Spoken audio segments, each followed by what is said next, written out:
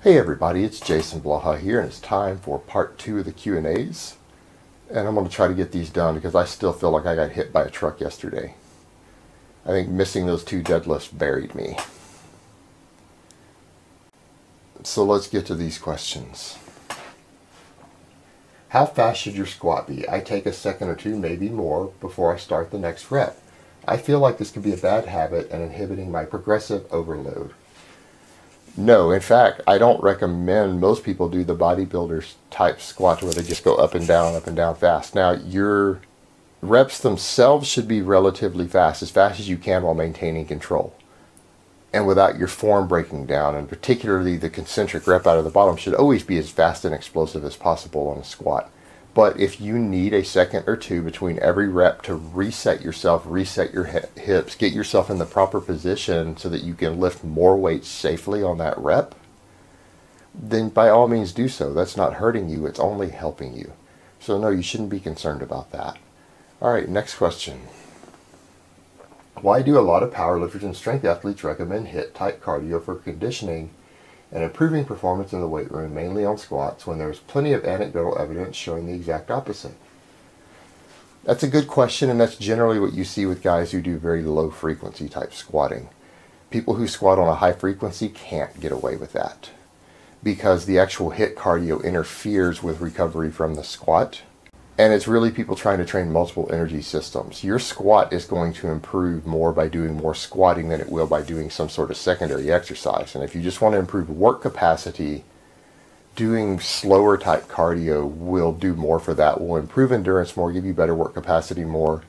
And all the benefits that you're getting from HIIT type cardio, unless you have a sport specific reason to be doing it, and I don't want to say there aren't any because there are a lot of sport specific reasons to do it. But if anything, it's cutting into your ability to squat more often and get stronger and gain muscle more quickly. So I'm not really a fan of people arbitrarily doing HIIT. And what you oftentimes find is the opposite. A lot of the really strong lifters who do have a high work capacity and have good endurance and endurance sports, stuff like Alex Viada has talked about when I interviewed him, actually don't do a lot of high intensity type cardio. They do lower intensity cardio, and they keep their strength training and their strength stamina work to the weight room and the weights, and they use the cardio for their endurance and work capacity, and they don't try to overlap the two.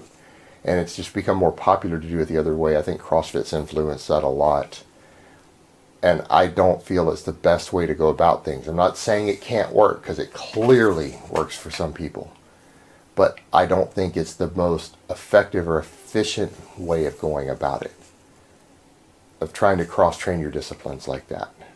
That I think you could ultimately, for most people at least, some exceptions, do better if you train them separately and you actually do true endurance work and true strength work as separate training rather than try to overlap with the high intensity stuff. Because again, most of the extra benefits you gain from the high intensity work could actually be gained just from doing more weightlifting. All right, next question. Best way to strengthen hip flexors. My knees cave in when I squat, and I sometimes get pain in my hips after sets. Well, it may not be that your hips are weak. If you do feel that your hips are weak and you know that you're squatting a sizable amount of weight already, if you're not squatting a sizable amount of weight, they're going to catch up if you just work on your form.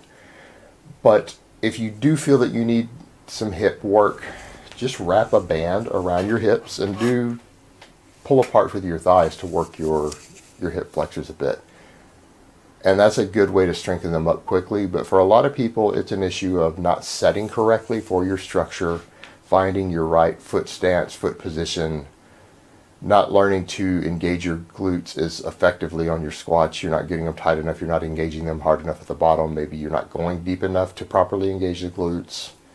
It can be a lot of factors involved there with your actual technique. So it may not actually be weak hips. It could be an issue of your actual technique needs work, in which case you need to work on your technique, find what works for you, find your right stance, and keep practicing it over and over and over.